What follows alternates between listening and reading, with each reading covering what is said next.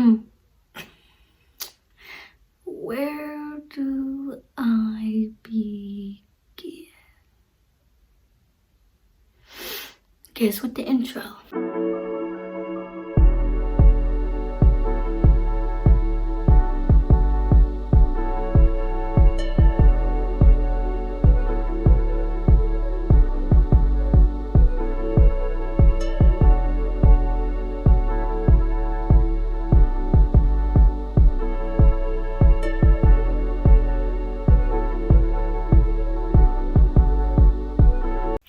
Hey everyone, welcome back to my channel. It's Beautifully Lexi here, and I'm back with another video.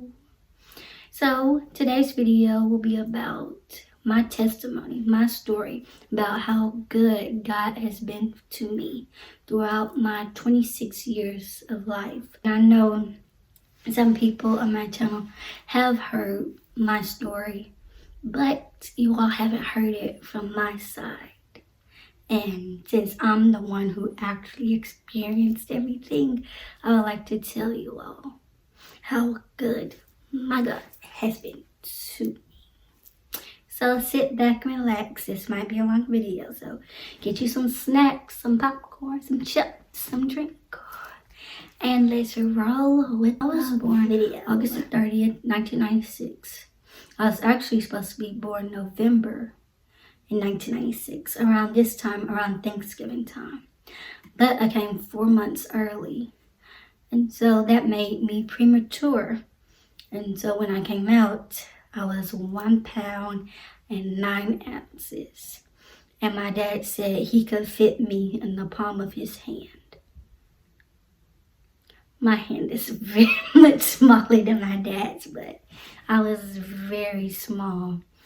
And my parents said they would have to put baby doll diapers on me. That's how small I was. And so I was born with a hole in my heart. I was born with BPD, bronchial pulmonary dysplasia. And it made it hard for me to breathe. And I was born with, I was born with sickle cell. But during that time, they did not know that I had sickle cell. But I had to stay in the hospital. I was born at the end of August, and I had to stay until like December. And when I came home, I was put on oxygen. And I was probably on oxygen maybe for a year or two. And so since all that happened, they said I would never be able to see. I would never be able to communicate. I would never be able to hear. They said a lot of things that I was never going to be able to do. But look at me now. By the grace of God, I'm still standing. And I might cry throughout this video, but that's just the joy of the God that God has filled me with. Yeah. So, yes, I'm still standing 26 years later. I said I couldn't do a lot of things, but I graduated from college. I graduated from high school. Got my bachelor's. I got my associates, my diploma. I'm a living testimony. When I was much younger, my parents would always call me their miracle baby. And so let's run it up to 6 months when they found out that I had sickle cell. And I would be getting sick I would be in the hospital every other month. I would get an infection after infection after infection after infection. I've had pneumonia over 20 some times, probably 26 times. I can't remember because I've had it so much. So I'm just grateful to be here. And so I would get infection after infection, and I had to go into the hospital. Then they would send me into ICU. So wait, let me explain it. So I would have a sickle cell crisis. Then from all the pain medicine, I would get constipated. And then from constipation, it led to pneumonia. And then that's when it started to spiral out of control. And it was a lot. But I just thank God for pulling me through. He had me covered throughout it all of it. I think I would stay in the hospital for like a week or two, and then a few weeks later, I would go back into the hospital. They released me. I'll stay home for a while, then I'll go back into the hospital. Then they release me, then I'll go back into the hospital. And so I remember one time, I think it was when I was 6 or 7. I can't really remember what age I was at. And so, what age I was, maybe 6 or 7. And so, I had just gotten out the hospital from having a sickle cell crisis. I'm not sure how long the stay was, but it was probably maybe like a week or 2. I'm not really sure. And so my dad took me to get some McDonald's chicken nuggets. And that was my favorite thing to get at McDonald's still is. So he got me a Happy Meal. And so once we got to my grandma's house, I would eat it. I didn't eat it in the car, so I went to my grandma's house and I ate it. And he was still there. And so all I can remember is my dad turned on ESPN and I was sitting at the small table eating chicken nuggets. And the next minute, I couldn't breathe. And my dad said I was just making this noise like I was coughing, like a light cough. And I was trying to get air. And I was choking on the chicken nugget. And I had just gotten out the hospital, literally just same day they released me, the same day I had to go back.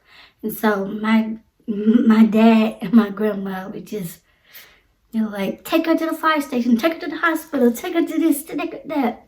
And like, they were just trying to figure out what was going on. They didn't know until like a few years ago. I told them that I was choking on a chicken nugget. And so he took me to the fire station, which is like right up the street, right across the street from the airport. And so we don't live that far from the airport. It's like a straight shot to the fire station and to the airport.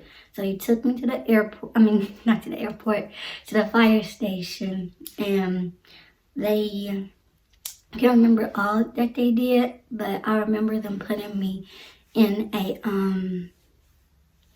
in the ambulance, and they took me on to the hospital, to Lebanon.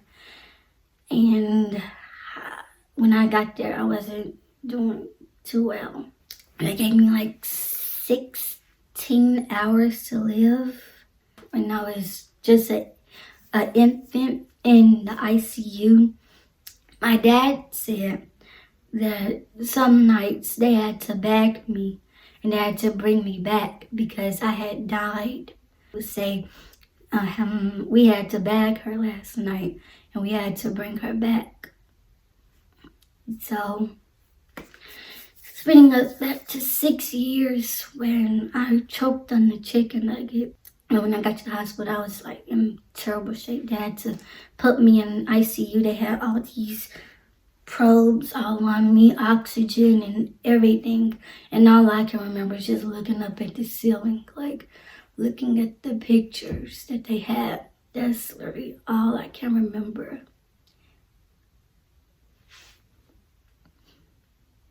And so they gave me 16 hours to live. And they really didn't know what to do until this doctor came in. And my dad said his name was Dr. Shoemaker, came in and started unplugging everything and sent me up to ICU.